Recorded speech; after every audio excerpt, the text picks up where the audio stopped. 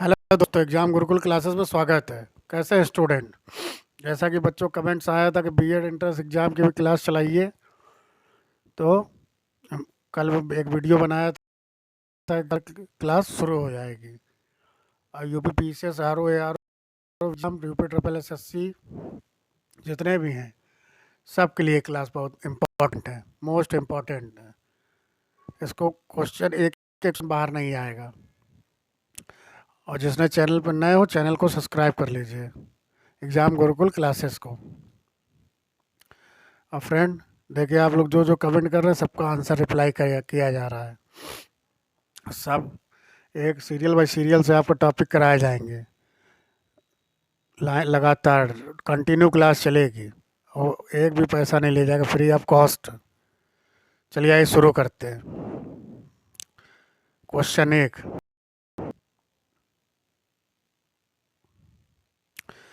संविधान के निम्नलिखित में से किस प्रावधान के अंतर्गत भारतीय संसद को नया राज्य बनाने का अधिकार है? चलिए आइए एक बार फिर हैं। संविधान के निम्नांकित में से किस प्रावधान के अंतर्गत भारतीय संसद को नया राज्य बनाने का अधिकार है? ऑप्शन ए अनुच्छेद 1, ऑप्शन 2 अनुच्छेद 2, ऑप्शन सी अनुच्छेद 4, ऑप्शन डी अनुच्छेद 3। 2 सेकंड का टाइम है, तो इसका आंसर होगा अनुच्छेद 3, ऑप्शन नंबर डी, यानी अनुच्छेद 3। देखिए, पॉलिटी पढ़ाया है बिल्कुल डिटेल से। आप मेरी क्लास लिए होंगे तो क्वेश्चन सही कर दिए होंगे। सही किया जा सकता है कि संसद को जब भी नया राज्य बनाना होगा तो अनुच्छेद 3 के तहत वो अनुच्छेद 3 के तहत कार्य करती है। आइए दूसरा देखते हैं। नए राज्य के गठन की शक्ति किसमें निहित है? नए राज्य की गठन की शक्ति निहित है संसद, बी राष्ट्रपति, सी मंत्रिपरिषद, डी राज्य पुनर्गठन आयोग में। किसके पास नए राज्य बनाने की शक्ति है, गठन करने की है? बताइए किसके पास? इसका आंसर होगा संसद। संसद कोई भी नया राज्य बना सकती है। और किस आर्टिकल के अंदर? अनुच्छेद 3 के अंदर संसद क्या कर सकती है? कोई भी नया राज्य बना सकती है, आर्टिकल 3 के तहत। और ये काम होता है साधारण बहुमत से। चलिए क्वेश्चन नंबर 3 देखते हैं। संविधान के प्रथम अनुच्छेद के अनुसार भारत है। संविधान के प्रथम अनुच्छेद के अनुसार भारत क्या है? यानी आर्टिकल फर्स्ट या अनुच्छेद 1 के अनुसार भारत क्या है? समूह, राज्यों का फेडरेशन, राज्यों का कन्फेडरेशन, राज्यों का यूनियन, क्या है बताइए? ये पॉलिटी की पहली क्लास का क्वेश्चन है मेरे, जब शुरू की पढ़ाए थे आप लोगों को। तो इसका होगा ऑप्शन नंबर, राज्यों का यूनियन। आइए नेक्स्ट क्वेश्चन पे आते हैं। भारत में संघ राज्यों का प्रशासन होता है। भारत में संघ राज्यों का प्रशासन होता है द्वारा, राष्ट्रपति के द्वारा, उपराज्य के द्वारा, उपराज्यपाल के द्वारा, गृह मंत्री के द्वारा, या प्रशासक द्वारा? बताइए। भारत में संघ राज्यों का प्रशासन होता है राष्ट्रपति द्वारा, गृह मंत्री द्वारा, प्रशासक द्वारा। इसका कहने का मतलब है, भारत जो राज्य बनाता है या संघ बनाता है, वो उसका प्रशासन कौन करता है, कौन चलाता है?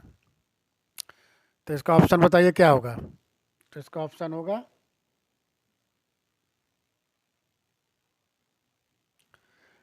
राष्ट्रपति। राष्ट्रपति क्यों? जब भी कोई कानून बनाया जाता है तो उस पर राष्ट्रपति के हस्ताक्षर होते हैं, और राष्ट्रपति के हस्ताक्षर तो कानून बन जाता है, अधिनियम। और राष्ट्रपति किसकी नियुक्ति करता है? प्रधानमंत्री की। अन्य अधिकारियों की नियुक्ति करता है प्रधानमंत्री की सलाह पे। तो जब ये संघ राज्यों का प्रशासन किसके हाथ में होता है? प्रधानमंत्री के हाथ में होता है। मगर नियुक्त कौन करता है? राष्ट्रपति करता है। इसीलिए इसने देखिए क्वेश्चन कितना घुमा फिरा के आया है पिछले साल।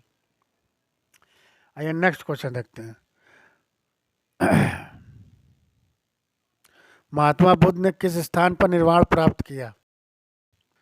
महात्मा बुद्ध ने किस स्थान पे निर्वाण प्राप्त किया? कुशीनारा, श्रावस्ती, लुम्बिनी, सारनाथ। निर्वाण प्राप्त किया यानी मृत। तो इसका सही आंसर होगा कुशीनारा।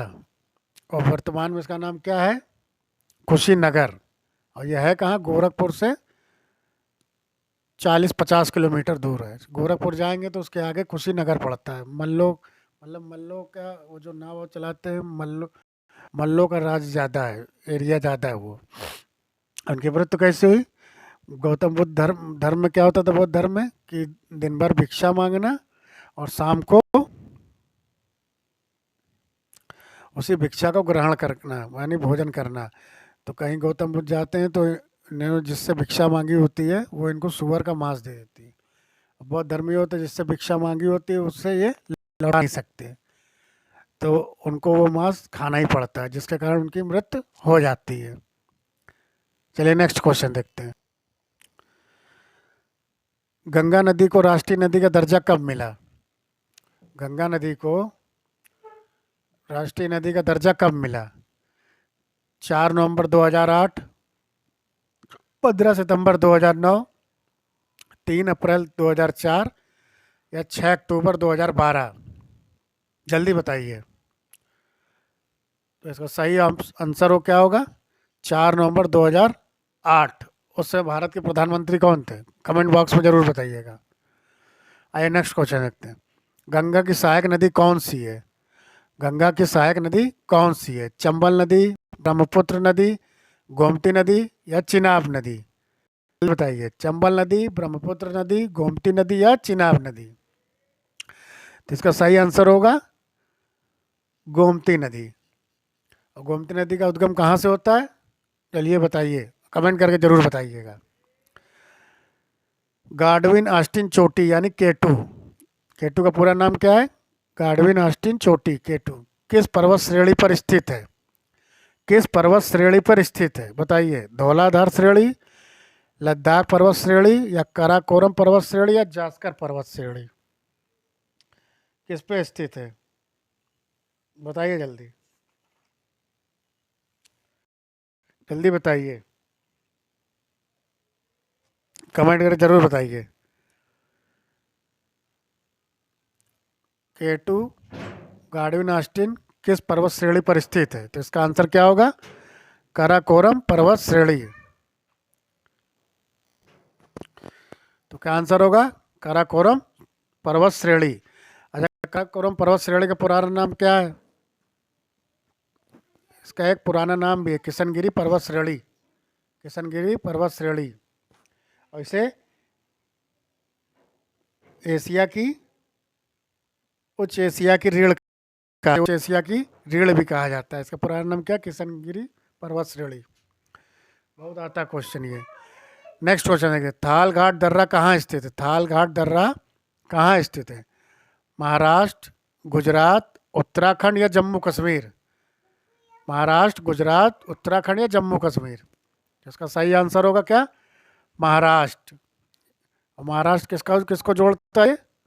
मुंबई से नासिक को, मुंबई से नासिक को। हड़प्पा किस नदी के किनारे अवस्थित है? नेक्स्ट क्वेश्चन बताइए। हड़प्पा किस नदी के किनारे अवस्थित है? व्यास नदी, सतलज नदी, रावी नदी, घग्गर नदी? इसका सही आंसर क्या?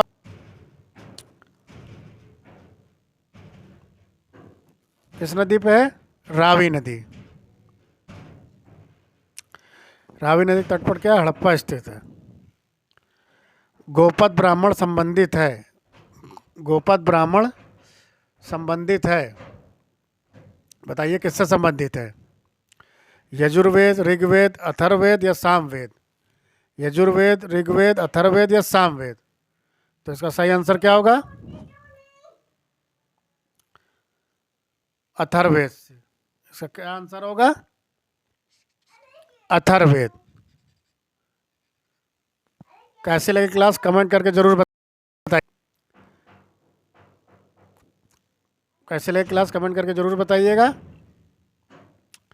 एग्जाम गुरुकुल क्लास सब्सक्राइब कर लीजिए, प्लीज़ सपोर्ट जरूर किया करिए। सब्सक्राइब करिए और इसको आप ही का परिवार इसको खूब से खूब बढ़ाइए। ऐसे ऐसे आपको क्लासें मिलेंगे कि आप देखते रह जाएंगे।